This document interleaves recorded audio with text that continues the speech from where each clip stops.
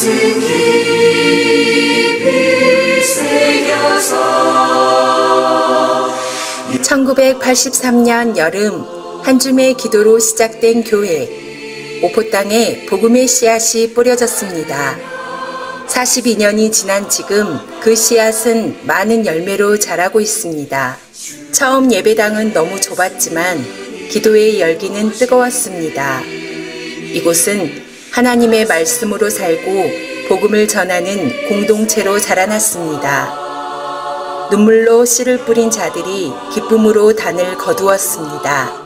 교회 학교, 청년회, 선교회, 세계선교, 그 모든 걸 가능케 한 이는 오직 하나님이셨습니다.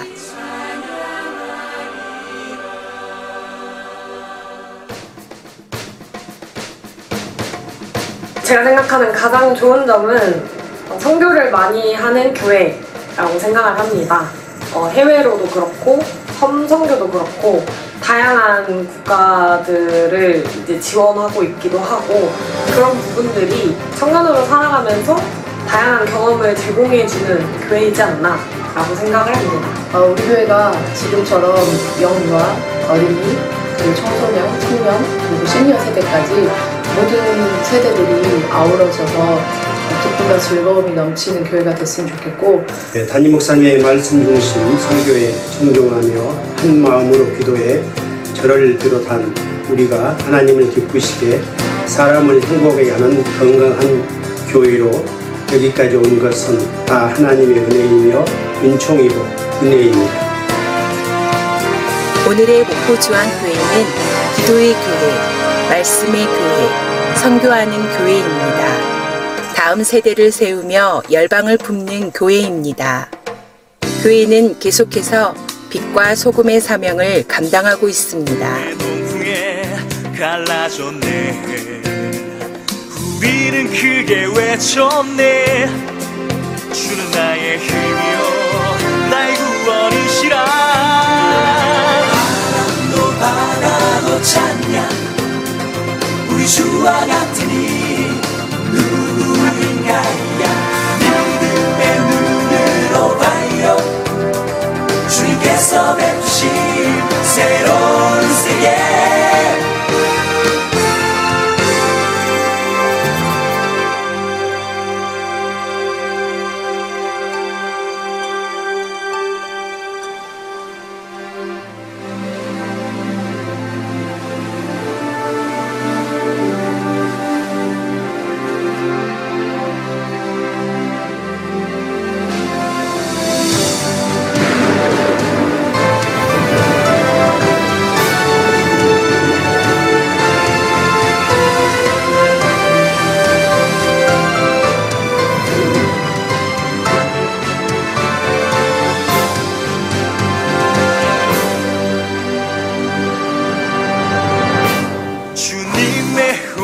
소리 우리를 원수의 손에서 건지시고 주님의 크신 영광 신이 드러내시니 누가 대적하리요.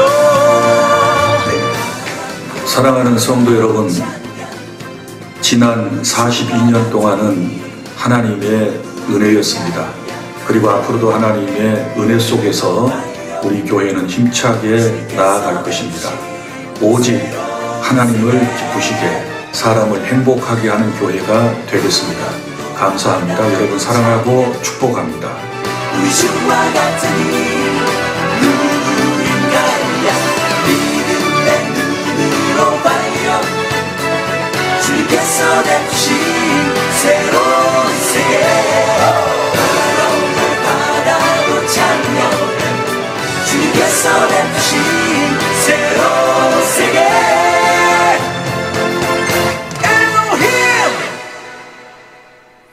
자, 모든 영광 하나님께 영광의 박수로 올려드리겠습니다. 목포주안교회 설립 42주년 기념 감사 예배와 또 전도주일 초청잔치에 오신 여러분들을 주님의 이름으로 환영합니다. 여러분의 인생에 있어서 가장 복되고 놀라운 은총이 임하는 그런 시간이 되기를 바랍니다. 오늘 교회에 처음 나오신 분들도 많이 계셔서 제가 천천히 설명을 해드리면서 오늘 예배를 진행을 하도록 하겠습니다. 앞에 있는 자막을 보시면서 따라서 하시면 돼요. 교회 갔더니 교회 식구들은 예배를 이렇게 드리는구나. 이렇게 여러분이 천천히 보시고 따라오시면 좋겠습니다. 계속 이제 늦게 오시는 분들이 계셔서 2층 자리는 조금씩 안쪽으로 밀착해서 앉아 주시기를 바랍니다. 우리 옆 사람과 인사하면서 예배하겠습니다. 사랑합니다. 축복합니다. 네, 잘 오셨습니다. 자, 이제 예배를 하도록 하겠습니다. 하나님은 영이시니 예배하는 자가 영과 진리로 예배할지니라. 아멘.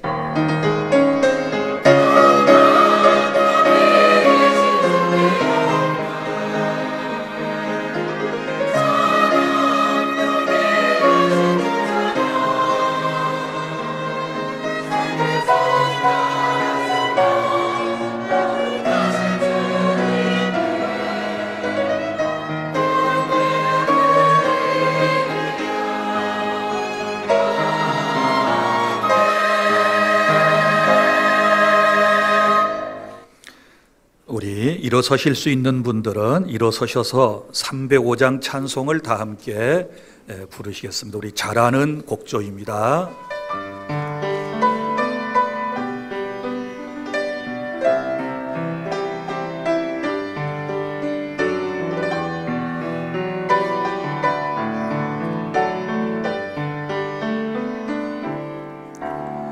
나 같은 죄인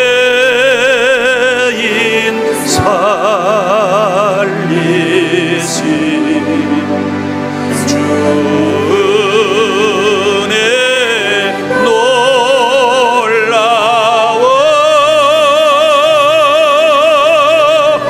잃었던 생명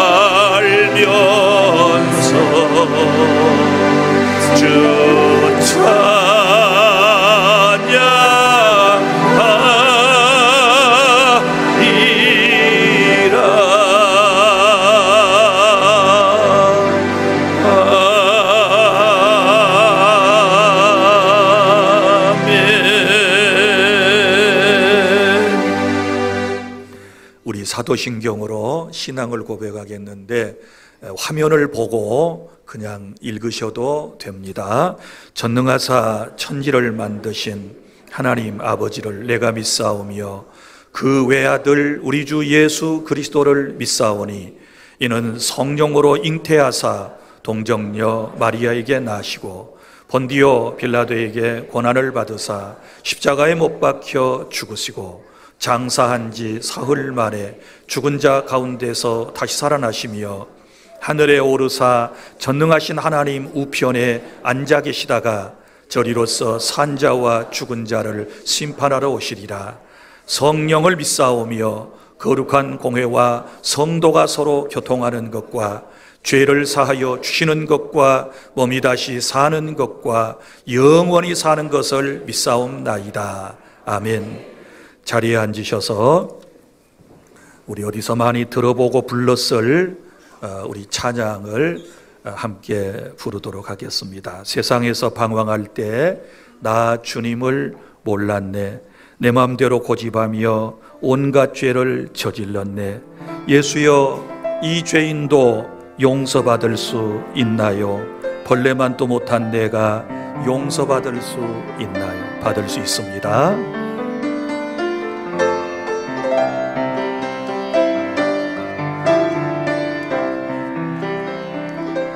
세상에서 방황할 때 나 주님을 몰랐네. 내 맘대로 고집하며 온갖 죄를 저질렀네. 예수여, 이 죄인도 용서받을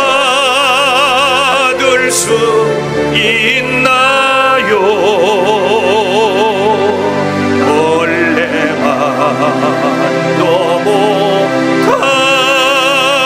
내가 용서받을 수 있나요? 많은 사람 찾아와서 나의 친구가 되어도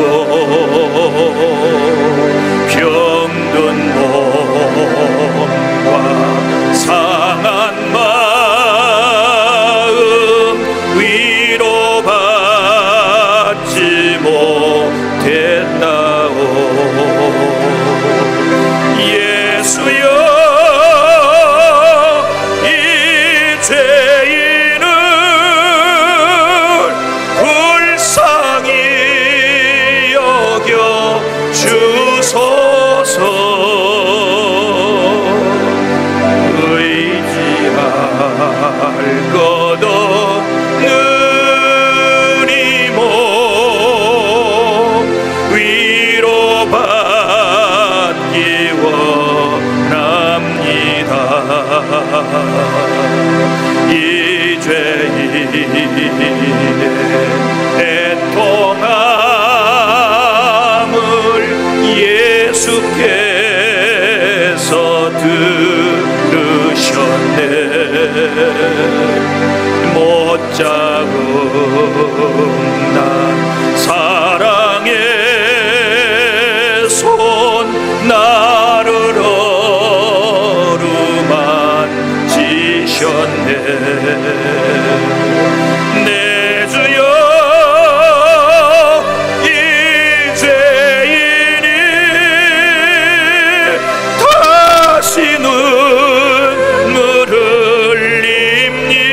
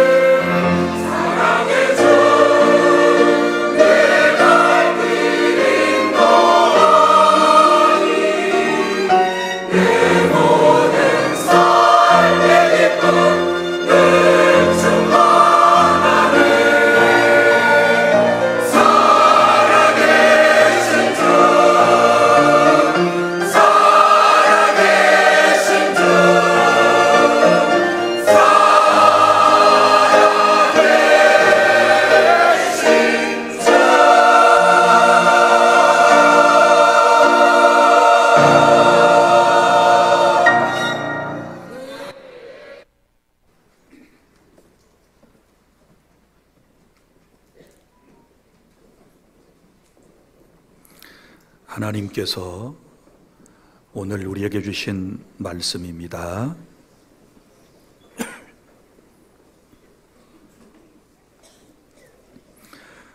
제가 한 절을 낭독하겠습니다.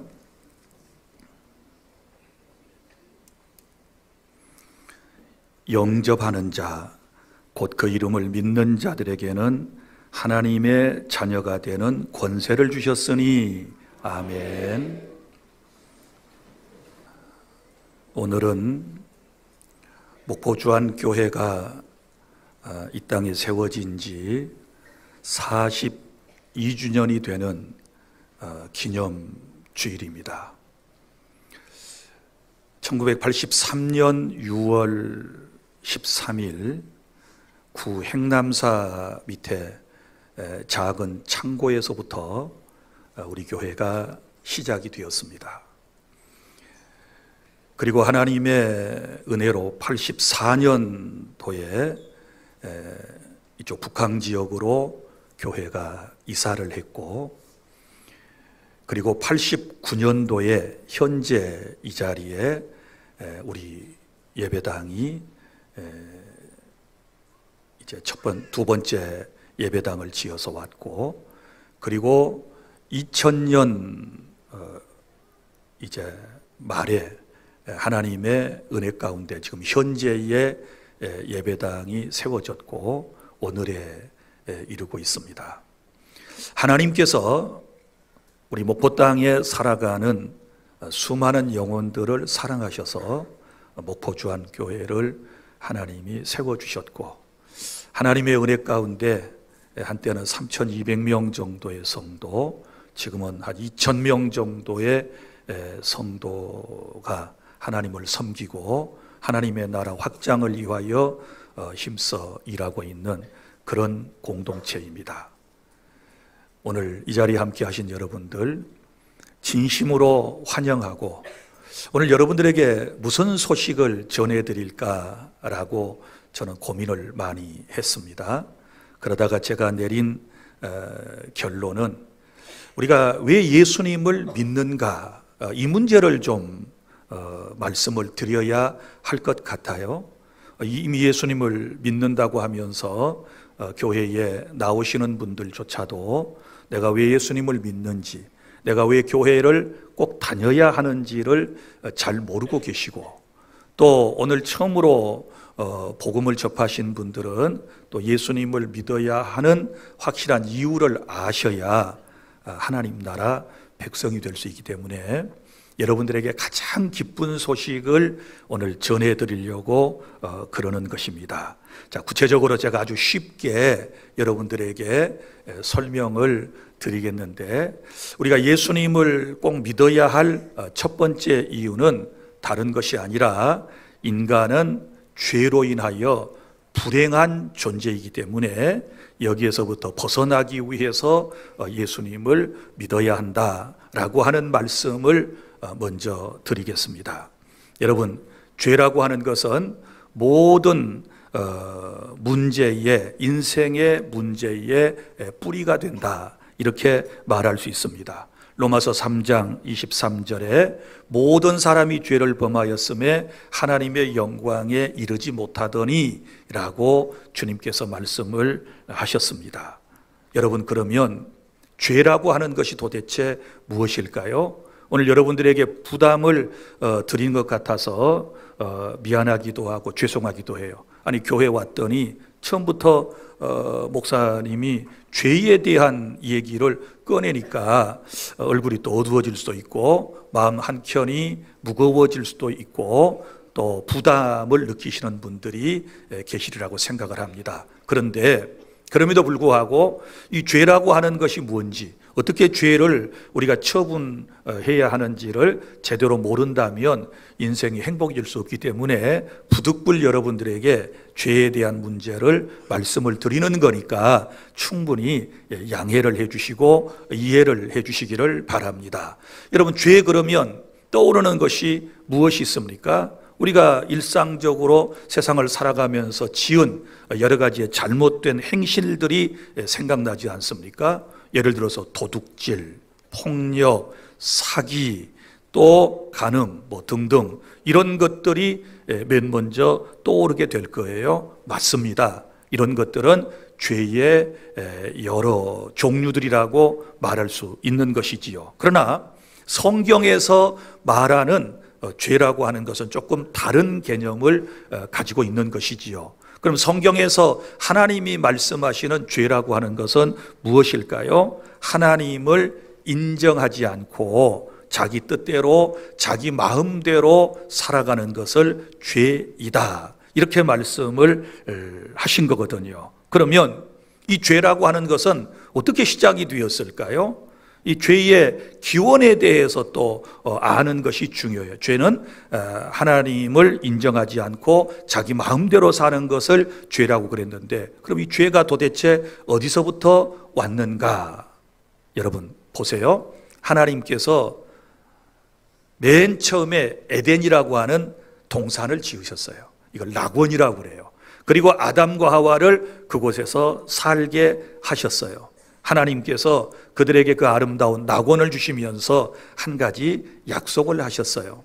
자, 내가 너를 위하여 만들어 놓은 이 아름다운 동산에서 마음껏 먹고 즐기며 살아라. 그런데 한 가지, 동산 중앙에 있는 선과 악을 알게 하는 나무의 열매는 절대로 따먹지 말아라.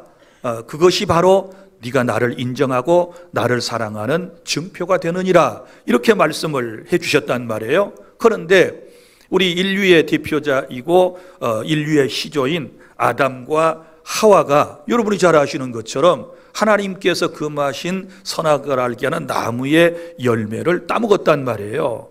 물론 사탄이, 마귀가 그를 조정해가지고 따먹은 거지만 결과는 자기가 죄를 짓게 된 거예요. 그러면 아담과 하와가 선악을 알게 하는 나무의 열매를 따먹은 것, 그건 이제 소위 우리가 불순종이라고 그러거든요. 그런데 이 뭐가 도대체 불순종이고 하나님 앞에 큰 죄인가? 성경을 보면 이런 말씀이 나와요. 아담과 하와가 선악을 알게 하는 하나님이 금하신 이 열매를 따먹게 될 때 어떤 마음을 가졌느냐 그러면, 이것을 따먹으면 사탄이 말한 대로 내 눈이 밝아져서 나도 하나님처럼 될 수 있다라고 하는 이 생각 속에서 하나님이 금하신 열매를 따먹었단 말이에요. 그러니까 무슨 얘기예요? 나도 하나님처럼 됐으면 좋겠어 라고 하는 이런 마음을 가지고 이 열매를 따먹게 되었다. 이 얼마나 괘씸한 겁니까? 아담과 하와는 하나님의 피조물이잖아요. 하나님이 만드셨잖아요. 지으셨잖아요. 그런데 그 하나님의 말씀을 거역하고 선악과를 따먹게 되었다. 그 이후로 아담과 하와 그리고 그의 후손으로 태어나는 모든 사람들이 죄인이 되었다. 성경은 이렇게 말씀을 하고 있습니다. 그러니까 이제 죄에 대한 얘기가 나왔으니까 구체적으로 죄라고 하는 것은 두 종류가 그러니까 있는 거예요. 먼저는 원죄가 있어요. 이 원죄는 아담과 하와가 지은 죄가 유전적으로 그 후손들에게 계속 내려오는 것을 뭐라고 그러는가 하면 이걸 원죄라 그래요. 원죄. 그러니까 인간은 태어날 때부터 원죄를 가지고 태어나는 거예요. 자, 그 다음에 내가 세상에 태어났어요. 내가 또 세상에 살아가면서 지은 죄가 있다 그 말이죠. 이걸 스스로 지었으니까 자범죄라고 그러는 거예요. 그러니까 원죄와 자범죄의 의미를 여러분이 아시겠지요. 자, 그래서 이제 이 죄를 원죄와 자범죄로 우리가 분류를 하고, 이제 여러분들에게 이해를 돕기 위해서 죄에 대한 이야기를 제가 간단하게 또 정리를 한번 해보면, 여러분 한문에 혹시 한문을 관심이 있는 분들은 한문은 뜻글자니까 한번 생각을 해요. 죄자가 어떻게 써 있나요? 위에 보면 넉사자가 있고 밑에가 안일비자가 있어요. 그러니까 넉사자 플러스 안일비자가 합하면 이걸 죄라고 그래요. 그럼 한문은 뜻글자인데 도대체 무슨 뜻으로 죄를 네 가지가 아닌 것이라고 옛날 사람들은 정하고 말했을까? 제가 설명을 드릴게요. 네 가지가 아닌 것인데요. 첫 번째는 뭐냐 그러면 불선이에요. 선을 알고도 행하지 않는 것. 선은 행해야 되잖아요. 남에게 착한 일을 해야 되잖아요. 아는데도 그것을 행하지 아니하면 죄라. 야고보서 4장 17절에 보면 이러므로 사람이 선을 행할 줄 알고도 행하지 아니하면 죄니라. 이렇게 말씀을 하셨거든요. 우리 이런 죄 많이 짓잖아요. 남 도와줘야 되는데 그 뻔히 아는데 이런저런 사정과 핑계에 따라서 선을 행하지 않는단 말이죠. 그러면 그것이 죄라는 거예요.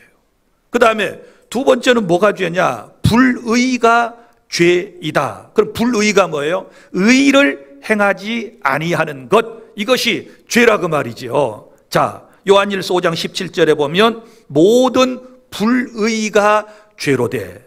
사람은 의롭게 살아야 되거든요. 옳게 살아야 되거든요. 옳게 살아야 돼요. 그런데 우리가 바르게 살지 못하는 것을 성경은 죄이다, 이렇게 말씀을 하고 있거든요. 그 다음에 세 번째, 뭐가 죄일까요? 불법이 죄예요. 법을 지키지 아니하는 것이 죄가 되는 거지요. 요한일서 3장 4절에 보면 죄를 짓는 자마다 불법을 행하나니 불법은 죄이다.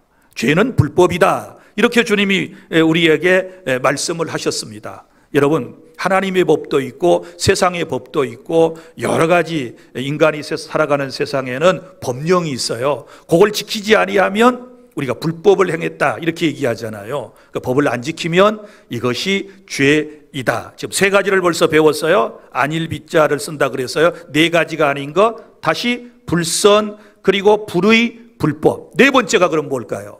네 번째는 불신이에요. 불신. 믿지 않는 것. 이것이 큰 죄가 되는 거예요. 자, 여러분 보세요.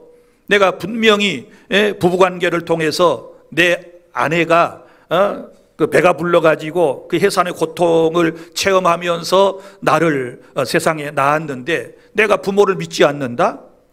당신이 어떻게 내 아빠고 엄마인지 내가 알 수 있습니까? 인정 못합니다. 그러면 그것보다 더 큰 불효죄가 어디가 있겠어요? 그죠? 이걸 불신이라고 그러거든요. 그런데 성경에는 믿지 않는 것이 죄라 그랬는데 요한복음 16장 9절에 보면 죄에 대하여라 함은 그들이 나를 믿지 아니함이요, 이랬단 말이에요. 그 죄가 뭐냐? 그들이 나를 믿지 않는 거다. 세상 사람들이 나 예수를 하나님의 아들로 그리고 나를 구주로 믿지 않는 것이, 그것이 죄이다. 로마서 14장 23절에는 믿음을 따라 하지 아니한 모든 것이 다 죄이다, 이렇게 말씀을 하셨단 말이에요. 그러니까 죄가 뭡니까? 죄가 가장 큰 죄는 불신이에요. 하나님을 믿지 않고 예수님을 구주로 믿지 않는 것이 죄이다 라고 성경이 말씀을 하고 있는 것입니다. 그런데 여러분 보세요. 우리는 이러한 죄성을 가지고 세상을 살아가는데 하나님보다 돈과 명예 그리고 나 자신을 더 사랑하며 세상을 살아가고 있지 않습니까? 또 진실을 외면하고 거짓말로 모든 상황을 넘길 때가 있고, 욕심 때문에 형제자매에게 시기와 질투를 우리가 가질 때도 있고, 또 미워하는 마음을 가지지 않습니까? 또 부모님을 공경하지 않는 것, 또 자식들이라고 무시하고 함부로 대한 것도 죄이거든요. 음란과 탐욕과 분노와 증오와 교만과 게으름과, 제가 죄의 목록을 얘기한다면 한도 끝도 없을 거예요. 이런 모든 것은 내 안에도 있고 여러분들도 지금 짓고 있는 죄의 여러 종류들이다, 이렇게 말씀을 드릴 수 있는 거예요. 그래서 옛날 사람들은 억만죄악에서 우리를 구원하셨다. 억만, 그만큼 죄가 셀 수 없을 만큼 많다, 무겁다라고 하는 것이지요. 여러분, 사람들 앞에서는 의롭게 보이고 착한 사람처럼 보였지만 하나님 앞에서는 그 어떤 사람도 의로운 사람이 없어요. 믿습니까? 로마서 3장 10절, 의인은 없나니 하나도 없다, 이렇게 말씀하셨어요. 그럼 교회는 어떤 곳이냐? 교회는 의인이 오는 곳이 아니에요. 의롭고 착하고 바르게 사는 모범생들만 교회에 오는 것이 아니라 예수님께서 말씀하셨어요. 나는 죄인을 부르러 왔어. 나는 죄인을 불러 회개시켜가지고 나의 백성, 복된 사람으로 만들기 위해서 내가 왔고 그리고 교회를 세웠다, 이렇게 말씀을 하시잖아요. 여러분, 그러므로 의인은 이 땅에 한 명도 존재하지 못해요. 아무리 의롭다고 말하지만 자기 양심이 늘 나의 죄를 지적하고 있다는 사실을 아셔야 돼요. 그러면 죄가 우리에게 가져다 준 이제 무서운 결과가 있어요. 그 죄가 우리에게 가져다 준 게 뭘까? 먼저는 하나님과의 단절이지요. 하나님이 우리를 지으셨잖아요. 그런데 죄를 짓고 난 다음에 아담과 하와는 에덴 동산에서 쫓겨나요. 이걸 신낙원이라고, 낙원을 상실하고 쫓겨나요. 이거 단절이라고 그래요. 하나님으로부터 단절된 인간이 되었어요. 그때부터 찾아온 게 무엇일까요? 마음속에는 혼란과 공허함이 죄를 지은 인간의 마음속에 찾아오기를 시작했어요. 여러분 한번 물어봅시다. 10년 전, 20년 전, 30년 전, 40년 전, 50년 전에 비하면 지금 훨씬 더 좋은 환경에서 잘 먹고 잘 사시잖아요. 그렇지 않습니까? 여러분이 꿈꾸던 세상이 지금 펼쳐지고 있잖아요. 여러분에게 없는 것이 뭐가 있어요? 옛날에 없던 것 지금 차고도 넘쳐요. 우리는 너무나도 좋은 환경 속에서 풍요로움을 느끼며 누리며 그렇게 인생을 살아가고 있습니다. 그런데 참 희한합니다. 그런데 마음이 불안합니다. 많은 걸 누리고 쌓아놓고 쟁여놓고 사는데도 늘 마음속에는 외로움이 있습니다. 만족감이 없습니다. 공허함이 있습니다. 구멍이 뻥 뚫린 그런 공허함이 우리의 마음속에 있습니다. 그 무엇으로도 채워지지 않아요. 아무 것으로도 내 마음이 채워지지 않아요. 그래서 어떤 사람들은 밤새 잠을 못 자다가 지금 겨우 이 자리에 오신 분들도 있을 거예요. 음식 맛을 잃어버린 사람도 있을 거예요. 음식이 없어서 못 먹는 게 아니라 진수성찬이 앞에 차려져 있는데도 입맛이 없어가지고 못 먹는 거예요. 하루하루를 살아가는 것이 지옥과 같고 너무 힘들어요. 왜요? 이 좋은 세상에 살아가면서 왜 그렇습니까? 없던 자동차도 생겼고, 여러분 좋은 아파트에서 살고, 냉장고도 있고, TV도 있고, 핸드폰도 있고, 옷도 장롱을 열어보면 여기저기 가득 차 있는데 다 쌓아놓고 살면서 왜 이렇게 인간의 마음속에 공허함과 만족이 없을까요? 이게 너무 안타깝지 않습니까? 사랑하는 성도 여러분, 사랑하는 오늘 이 자리에 참여하신 여러분, 이것은 인간의 마음속에 죄가 있기 때문에 그런 거예요. 그래서 이 문제를 지금 해결하기 위해서 여러분들에게 말씀을 드리는데, 그리고 또 죄라고 하는 것은 인간 관계를 파괴했어요. 여러분 보세요. 행복했던 부부가 왜 갈라섭니까? 뭔가 그 부부 사이에 죄가 들어와서 그래요. 여러분, 화기애애한 가정이 왜 깨지고 형제들의 의가 상해가지고 왕리조차도 하지 않습니까? 왜 명절이 되어도 전 한 통도 못합니까? 그거 다 죄 때문에 그런 거예요. 사람의 마음속에 있는 시기하고 질투하고 미워하는 죄 때문에 그러는 거예요. 그래서 죄는 인간관계를 다 파괴하고 말았습니다. 가족과 이웃과 공동체의 모든 인간관계를 이 죄가 다 파괴하고, 그리고 인생은 거기에서 상처받으며 하루하루를 살아가고 있다. 오늘 그러다가 이 자리에 오신 분들 잘 오셨어요. 주님 여러분에게 살 길을 주시고 여러분의 인생을 이 시간 이후부터 행복을 주시기 위하여 초청해 주신 줄로 믿으시기를 바랍니다. 그리고 가장 두려운 것이 있는데요, 죄가 우리에게 가져다 주는 게 뭔지 아십니까? 죽음이에요. 그리고 죽음 이후에 심판이에요. 히브리서 9장 27절, 사람이 한 번 죽는 것은 사람에게 정해진 것이요 그 이후에는 심판이 있다. 여러분, 사람이 왜 죽는가? 이거 고민해 보셨나요? 생각해 보셨나요? 사람은 왜 죽는가? 도대체 왜 죽는가? 왜 흔히 말하는 생로병사의 과정을 거치고 마지막에 죽는가라고 하는 거, 이거 생각해 보셨나요? 성경은 분명히 우리에게 말합니다. 로마서 6장 23절, 죄의 싹은 사망이요. 죄의 싹은 사망이다. 인간이 죄를 지었기 때문에 누구나 죽는 거예요. 제가 예언을 하겠습니다. 여러분 분명히 죽으실 거예요. 그리고 저도 분명히 죽을 거예요. 앞으로 태어나는 모든 인생은 반드시 살다가 때가 되면 죽을 거예요. 안 죽을 인생은 한 명도 없어요. 아무리 발버둥을 치고 연기해 보려고 하고 수완을 연장해 보려고 발버둥을 치지만 때가 되면 인생은 죽는답니다. 그런데 죽으면 그대로 끝나버리면 얼마나 좋겠어요? 그런데 인생이 그게 아니에요. 죽음 이후에는 심판이 있대요. 그 심판이 뭐예요? 어떤 사람은 지옥으로, 어떤 사람은 천국으로 가게 될 거라고 성경은 우리에게 말씀을 하고 있어요. 어떤 사람은 이렇게 말해요. 내일 일도 모르는데 무슨 지옥과 천국까지 나갑니까? 여러분 보세요. 내일 일을 모르잖아요. 그런데 현재 지금 이 과학 문명이라고 하는 이 세계가 우리 눈앞에 딱 펼쳐져 있고 우리가 체험하고 있어요. 우리가 30년 전에 100년 전에 이런 세상이 올 것을 누가 꿈이나 꾸었겠습니까? 어떻게 사람이 저 달에까지 갔다 오는 것을 꿈이나 꾸었겠습니까? 그런데 현실로 이게 지금 우리가 보고 있는 바고 체험하고 있는 바 아니겠습니까? 그래서 내일 일은 모르는 것은 분명하지만 내일은 우리가 상상할 수도 없는 일들이 생겨지게 된다는 것을 기억해야 되시는데, 그게 바로 한 번 죽은 건 사람에게 정해진 것이요 그 후에는 심판이 있다. 자, 그러면 죄는 영원한 죽음, 지옥의 형벌로 이어지게 돼요. 여러분, 이제 저와 여러분의 왜 인생이 이 세상에 태어나서 고통 가운데 태어나서 고난 가운데 살다가 병마와 고통을 당하다가 죽는지를 이제 분명히 하나님의 말씀을 통해서 배우셨어요. 제가 오늘 이 얘기를 여러분들에게 꼭 해드리고 싶었어요. 왜냐하면 여기 나오신 분들은 모두가 다 목포 시민들이고 우리의 이웃들이고 우리의 형제들이고 우리 동네 왔다 갔다 하다가 한 번쯤은 마주쳤을 만한 분들이고, 저는 여러분들을 너무너무 사랑해요. 할렐루야. 그래서 제가 아는 이 복된 소식을 여러분들에게 저는 전해야 할 책무가 있는 거고, 우리 목포주안교회는 이 기쁜 소식을 전하라고 42년 전에 주님이 저 구행남사 밑에서부터 세우셨다가 또 이 지역을 살아가셔서 41년 전에는 또 이 동네로 하나님이 이사시켜 주셨잖아요. 그리고 오늘 저와 여러분이 지금 만나서 함께 예배하고 있는 줄 믿으시기를 바랍니다.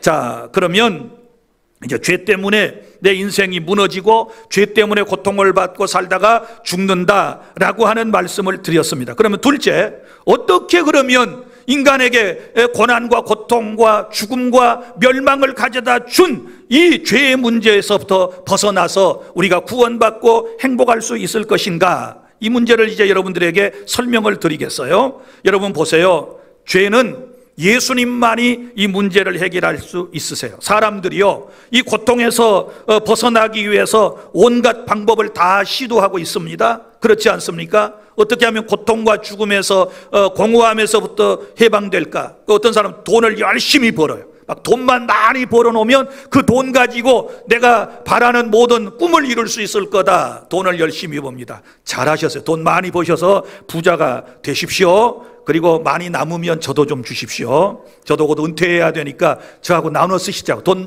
많이 벌어서 가능하면 오늘 나오신 분들 다 부자 되시기를 축복합니다. 자, 또 어떤 사람은요, 이 마음속의 공허함과 어려움을 해결하기 위해서 상담을 받아봅니다.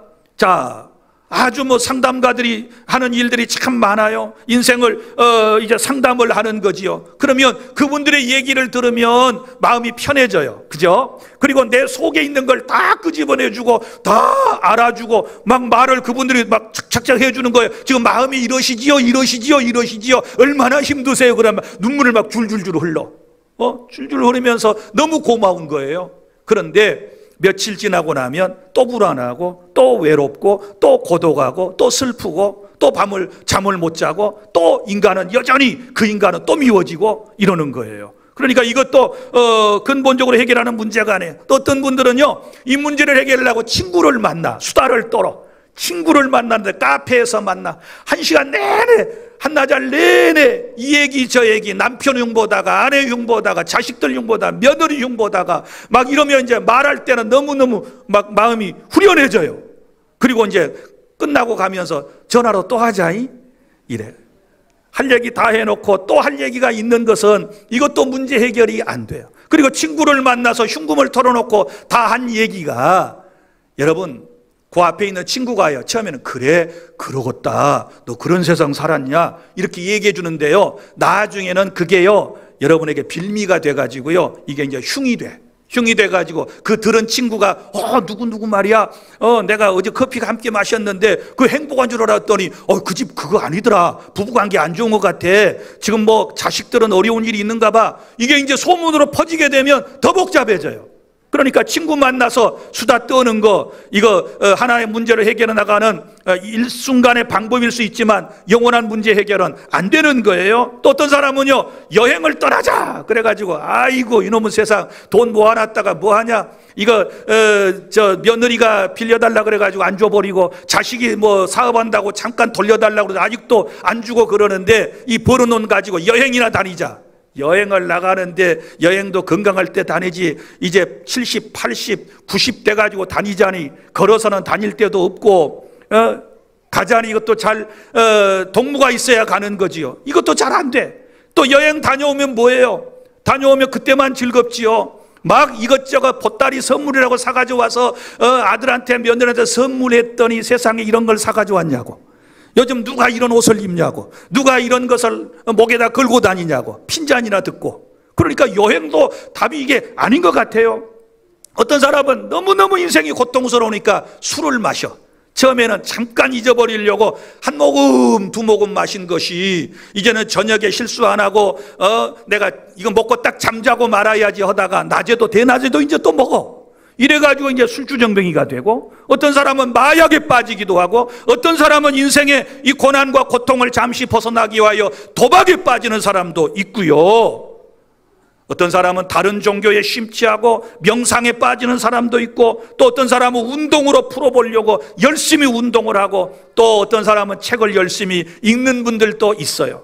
잘하신 거예요. 인생은 어떻게 하든지 살아보려고 발버둥을 쳐야 될 줄로 믿습니다. 문 꼭 걸어담그고 밖에도 안 나오고 아무것도 안 하고 그렇게 있으면 문제 해결 안 돼요. 잘하신 거예요. 하지만 이런 모든 것들은 일시적인 위안뿐 죄의 문제를 절대로 해결하지 못한다라고 하는 사실을 아셔야만 하는 것입니다. 그래서 예수님은 이 죄를 통하여 인간이 고통받는 것을 아시고 이 문제를 해결해 주시기 위해서 하늘에서 오셨어요. 그래서 하나님이 세상을 이처럼 사랑하사 독생자를 주셨으니, 그 독생자는 예수님이시거든요. 그 예수님이 이 땅에 우리를 그 고통 가운데서, 사망 가운데서, 멸망 가운데서 구원하기 위하여 오셨어요. 그런데 오셨는데 우리와 똑같은 모습으로 오셨단 말이에요. 인간으로 오셨어요. 그런데 인간이시면서도 그분은 완전하신 하나님으로 오신 거예요. 이걸 유식한 말로 교회에서는 신성과 인성을 가지시고 오셨다 이러는 거예요. 그러면 예수님이 왜 사람을 구원하기 위하여 완전한 사람이셨고 완전한 하나님이셨을까 생각해 보셨나요? 저도 여기에 대한 많은 고민을 했습니다. 이런 겁니다. 보세요. 왜 인간이셔야 됐느냐? 사람의 죄는 사람의 목숨으로 그것을 대가를 치를 수 있어요. 물론 구약 성경에서는 일시적으로 짐승이라고 하는 동물을 통해서 우리의 죄를 용서해 주셨어요. 인간의 죄를 지으면 동물에다가 죄를 다 뒤집어 씌워가지고 그 동물을 하나님 앞에 이제 바침으로써 우리의 죄가 용서받아. 이거 일시적이에요. 한시적이에요.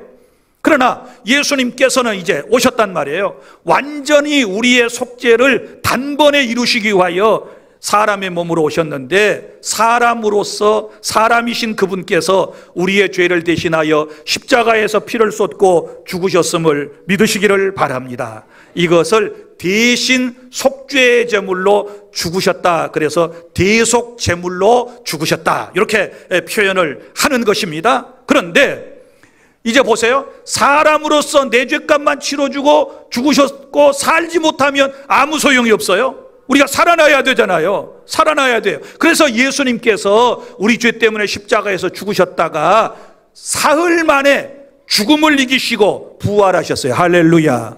그러면 부활하시려면, 죽었다가 살아나려면 사람은 못해. 그래서 하나님이 필요하신 거예요. 하나님. 그래서 예수님은 신성을 가지고 오신 줄로 믿으시기를 바랍니다. 그래서 예수님은 특별하신 분이세요. 완전하신 100% 인간, 완전하신 100% 하나님으로 우리에게 오셔서 우리의 모든 죄의 문제를 해결해 주셨다는 사실을 믿으시기를 바랍니다. 그래서 신약성경 로마서 5장 8절, 우리가 아직 죄인 되었을 때 그리스도께서 우리를 위하여 죽으심으로 하나님께서 우리에 대한 자기의 사랑을 확증하셨느니라. 할렐루야. 여러분, 우리의 죄는 예수님의 피로써 씻음을 받을 수 있습니다. 하지만 죄가 해결되려면 꼭 한 가지가 필요해요. 이제 우리가 해야 할 일이 있어요. 딱 한 가지가 필요하는데 그것은 바로 예수님을 영접하면 되는 거예요. 그래서 셋째, 그러면 영접하다 혹은 믿는다는 말이 무슨 말인가? 내 죄를 해결해 주신 그분을 믿는다, 영접한다는 말이 오늘 본문에 나오잖아요. 요한복음 1장 12절, 영접하는 자고 그 이름을 믿는 자들에게는 하나님의 자녀가 되는 권세를 주셨다. 아멘. 자, 그러면 여기서 믿는다라고 할 때는 믿음의 내용이 필요한 거예요. 뭘 믿느냐? 뭘 믿느냐? 내가 예수님을 믿습니다. 그러면 도대체 뭘 믿느냐? 여기에 믿음의 요소가 몇 가지가 필요한데요. 첫째는 이거예요. 나는 죄인이고 예수님께서 나의 죄 때문에 십자가에서 피를 쏟고 죽으셨다는 것을 진정으로 인정하는 것이 하나 포함되어야 돼요. 맨 먼저, 자, 나는 죄인이고 예수님께서 내 죄 때문에 십자가에서 피를 쏟고 죽으셨다는 사실을 인정하는 것이 첫 번째예요.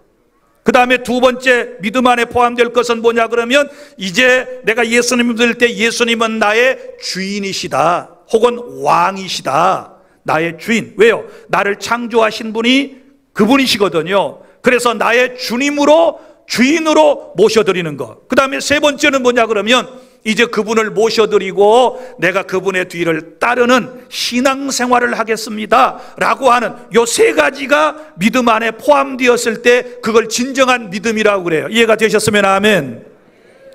너무 쉽죠? 내가 이렇게 설교를 쉽게 하는 건데 오늘 처음 알았어요. 여러분들이 전부 눈만 말똥말똥 쳐다보고 있는 걸 보니까 다 이해가 돼가지고요. 너무 막 그냥 어떤 영적인 변화가 지금 일어나고 있는 것 같아요. 자, 그래서 이제 이 믿는다는 걸 세 가지를 포함하는데 믿는다는 또 다른 말이 뭐냐 그러면 이걸 이제 영접이라고 그래요. 영접한다는 말은 손님을 영접한다, 뭐 왕을 영접한다 할 때 영접이지요. 그분이 우리의 왕이니까, 내 주인이니까 내 마음의 문을 활짝 열고 그분을 내 마음속에 모셔드리는 것을 영접이라고 그러고, 영접한 그분을 뭐 해야 돼요? 믿어야 되는 거예요. 믿습니까?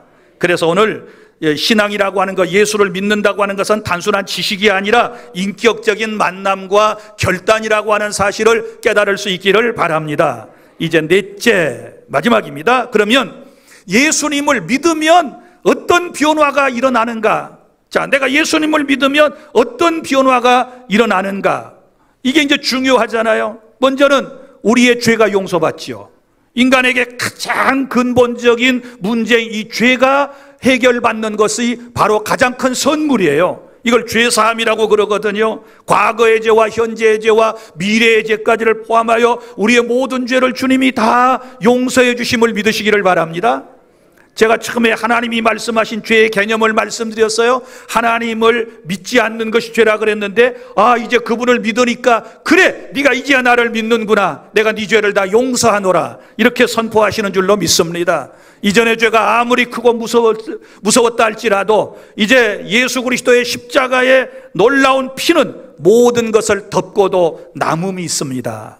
어떤 죄도 다 덮을 수 있어요. 요한일서 1장 7절, 그리스도의 피가 우리를 모든 죄에서 깨끗하게 하실 것이요. 그래서 예수의 피가 우리의 죄를 깨끗하게 하시는 것입니다. 그리고 두 번째는 예수님을 믿으면 하나님의 자녀가 돼요. 오늘 영접하는 자, 그 이름을 믿는 자들에게는 하나님의 자녀가 되는 권세를 주셨으니 그랬잖아요. 그럼 보세요.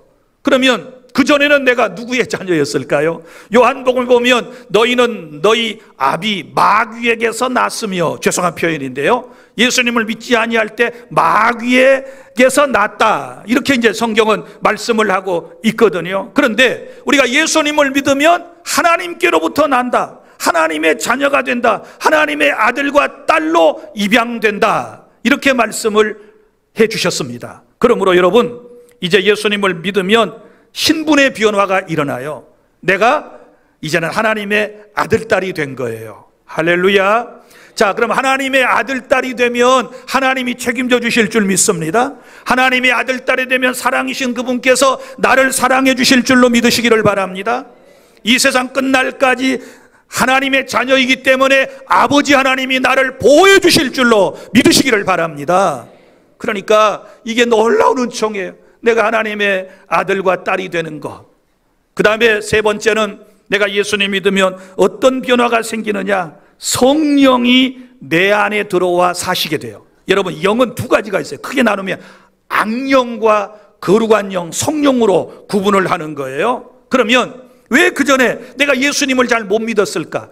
복음을 들었는데 그 복음을 이해를 하지 못했을까? 왜 교회에 나오기가 그렇게 힘들고 어려웠을까? 죄송해요. 영적 문제로 한번 풀어볼게요. 그것은 악한 영이 여러분들이 예수 믿는 것을 원치 않았어요. 왜냐하면 그동안 악한 영이 여러분들을 통제하고 여러분을 주장하고 있었거든요. 그래서 복음을 들으면 허투루 듣게 하고 복음을 들으면 이해를 못하게 만들고 마음을 혼미하게 만들었단 말이죠. 그런데 너희가 믿을 때 성령을 받았느냐? 성경이 이렇게 말씀을 했는데 내가 예수를 믿는 순간에 이런 악한 영이 떠나가고 거룩한 영, 하나님의 영이 내 안에 들어오시는 줄로 믿습니다. 그러면 그때부터 이제 교회에 가고 싶을 수 있는 거예요. 그리고 교회에 나오게 되는 거예요. 복음을 들으면 이해가 되는 거예요. 설교가 이해가 되는 거예요. 그리고 이제는 악령이 떠났기 때문에 나는 성령 안에서 어떻게 살아요? 거룩한 존재로 살아갈 수 있는 줄로 믿으시기를 바랍니다. 그러니까 내 삶의 모습이 점점 달라져요. 이제는 거룩한 영이 나를 움직이니까. 악한 영을 성경은 더러운 영이라 그랬는데 더러운 영이 임하면 항상 더러운 것만을 따라다니게 되고 더러운 것만 먹게 되고 더러운 생각만 하게 돼요. 그런데 이제는 성령, 거룩한 영이 오시니까 깨끗하고 거룩하고 좋은 생각만 하게 하시고 하나님의 성령이 나의 마음에 변화를 주시고 내 삶을 바꾸어 나가셔 주시는 줄로 믿으시기를 바랍니다. 그러니까 예수 믿으면요, 내 모습이 달라져요. 내 모습이 달라져. 말하는 것도 다르고요, 얼굴 표정도 다르고요. 지금 여러분 30분 설교를 들었는데 얼굴이요 지금 온화해지고요, 평안해지고요. 예수님 사촌 비슷해. 천사하고 늘 이렇게 뭐 얘기도 하고 막 그러는 사람처럼 지금 보여요. 할렐루야. 이건 주님이 내 안에 계셔서 내 삶에 지금 변화를 주시는 줄로 믿으시기를 바랍니다. 내가 이 얘기 꼭 해주고 싶었어요. 계속 마귀한테 붙잡혀가지고 이리 끌려다니고 저리 끌려다니고 자유도 없고 이사도 믿는 사람은 그냥 주일만 빼고 아무나를 하면 되는데 이산 날도 가서 물어보고 무서워서 못하고 애들 여우는 날도 무서워서 함부로 못 잡고 막 이러는데요. 이제 성령이 임하면 주의 영이 있는 곳에 자유함이 있거든요. 믿습니까? 이제는 자유해, 자유. 왜요? 성령이 나를 주장하시니까. 그리고 여러분, 가장 중요한 거, 예수님을 믿으면 죽음 이후에 영원한 천국으로 저와 여러분을 인도해 주시는 줄로 믿습니다. 여러분 보세요. 예수 믿는 사람은요, 죽음 이후의 순간도 절대로 두렵지 않아요. 내가 중요한 얘기 하나 해드릴게요. 보세요. 사람이 죽으면 두 영이 달라들어. 악령은, 귀신은 이 영혼을 어디로 끌고 가려고? 지옥으로 끌고 가려고 그래요. 그런데 또 하나는 성령이 천사를 보내셔가지고 그 영혼을 받들어 가요. 이게 성경에 나오는데 여러분 부자와 나사로에 대한 이 얘기 들으셨지요? 보세요. 나사로는 임종하는 순간에 그의 영혼이 천사에게 받들려 낙원으로 옮겨졌어요. 할렐루야. 그러니까 예수님을 믿는 사람은요, 천사가 찾아옵니다. 천사가 찾아와서 그 영혼, 내 영혼을 받들어 가지고 어디로? 천국으로 인도해 주시는 줄로 믿으시기를 바랍니다. 그 다음에 안 믿는 사람은 이제 상상해 보세요. 네, 그것까지 얘기하면 오늘 나 교회 한 번만 나오고 안 나오려고 그랬던 사람 삐질 수 있으니까 이제 깊이 고민을 해봐요. 내가 임종하는 순간에 도대체 악령이 찾아올까, 성령이 찾아올까, 천사가 찾아올까, 귀신이 찾아올까. 귀신에게 끌려가면 거기 뻔한 거고, 여러분 천사에게 받들려 올라가면 갈 곳이 뻔해요. 이해가 되시면 아멘? 고마워요. 설교에 부조해 주셔서. 자, 아멘이라는 말은 무슨 말인가? 옳습니다. 맞습니다. 지당하십니다. 그런 뜻이거든요. 그래서 죽음 이후에 영원한 천국으로 저와 여러분을 인도해 주시기 때문에 예수 믿으면 이런 복을 받게 될 줄로 믿으시기를 바랍니다. 자, 이제 말씀을 맺습니다. 사랑하는 여러분, 오늘 우리 모두에게 결단이 필요합니다. 예수님께서는 예수님을 믿어야 할 이유를 분명히 오늘 세 가지를 말씀을 하셨습니다. 나는 죄인이고 예수님은 우리의 구주이시며 믿는 사람에게는 새로운 생명이 주어지기 때문에, 새로운 변화가 생기기 때문에 예수님을 믿어야 한다 라고 하는 말씀을 드렸습니다. 자, 이제 한번 따라서 좀 해 주실래요? 자, 성령이 역사하는 가운데 따라해 주시기를 바랍니다. 자, 아주 쉬운 거예요. 두 소절만 제가 말씀을 드리겠습니다. 자, 따라합니다. 사랑의 하나님, 저는 죄인입니다. 예수님께서 나의 죄 때문에 십자가에 죽으셨다가 다시 사심을 믿습니다. 이제 예수님을 내 마음의 구주로 주인으로 모셔드립니다.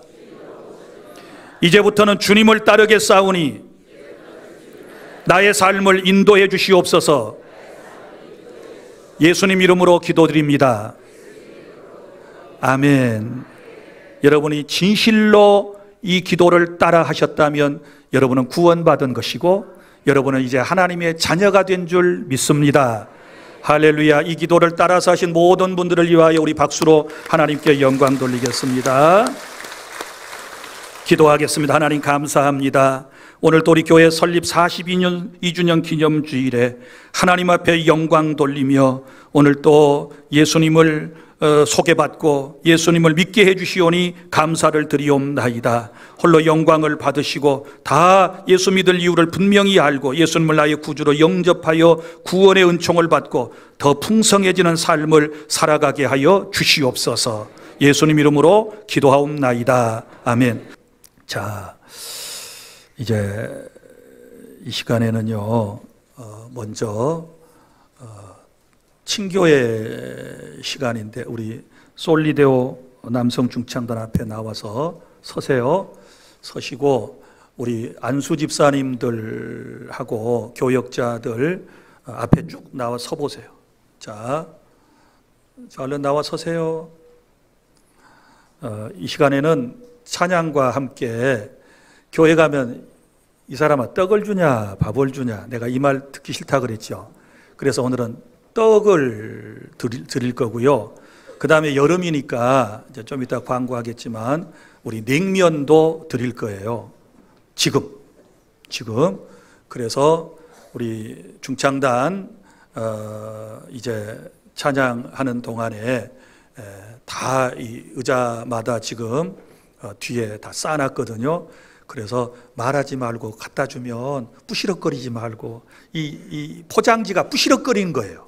그래서 이거 다 한 번씩 쭈물쭈물한 막 부실부실한 소리가 엄청 날 것 같으니까 이제 나눠주면 가만히 소리 안 나게 예쁘게 받은 75살 넘은 친구들에게는 너무 이뻐서 좀 이따 이제 통닭도 한 마리씩 드릴 거예요. 그러니까 자, 이제 찬양과 함께 앞에 있는 우리 안수 집사님들 자, 이제 뒤에 가서 선물 가져다가 나눠드리세요. 자, 출발. 앞에서부터 나누세요. 항상 건강한 청년들도 좀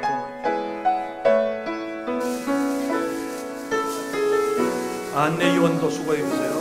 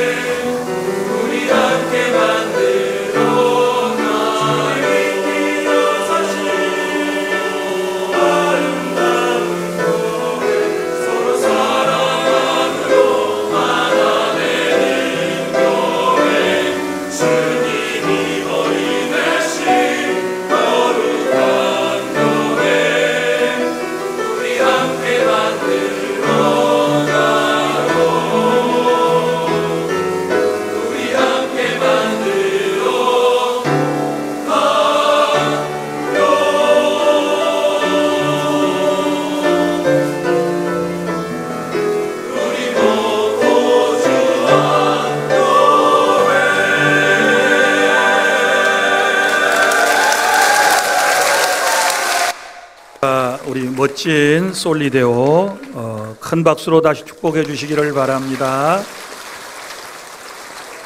근데 참 희한한 조화를 이루었어요. 막 찬양을 하는데 부시럭거리는 소리가 나니까 이게 막 청중들의 환호처럼 들렸어요. 뭐 파도가 치는 것처럼. 야, 참 이 봉지까지도 은혜가 되네요, 오늘은. 그래서 이쁜 봉지를 사라고 그랬더니 저렇게 소리 나는 봉지를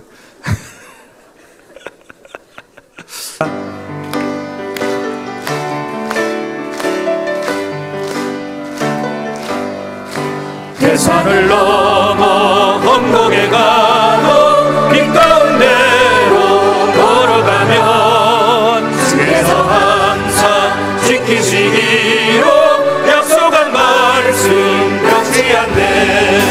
하늘의 영광 나의 맘속에 차고도 넘쳐 할렐루야를 힘차게 불러 영원히 주를 찬양하리.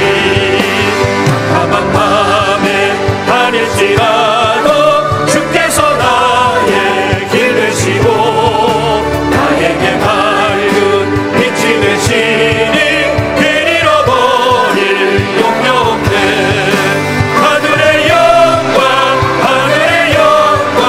나의 맘속에 차고도 넘쳐 할렐루야를 힘차게 불러 영원히 주를 찬양하리. 광명한 그빛 마음에 받아 찬란한 천국 바라보고 할렐루야를 힘차게 불러 날마다 빛에 걸어가리. 하늘의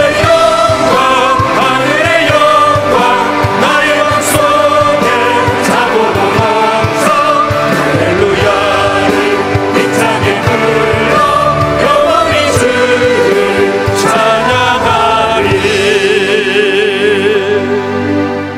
이제는 우리 구주 예수 그리스도의 은혜와 하나님 아버지의 사랑하심과 성령님의 교통하심이 우리 주 안의 모든 성도들 위해 영원토록 있을지어다. 아멘.